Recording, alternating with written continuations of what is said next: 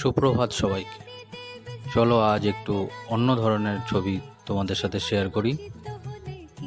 জন্মাষ্টমী উপলক্ষে এই ছবিটির অর্ডার আমার কাছে আসে, আর সেটি তোমাদের সাথে আজ শেয়ার করছি। এটি পুরনো বাংলার ঐতিহ্য পটচিত্র।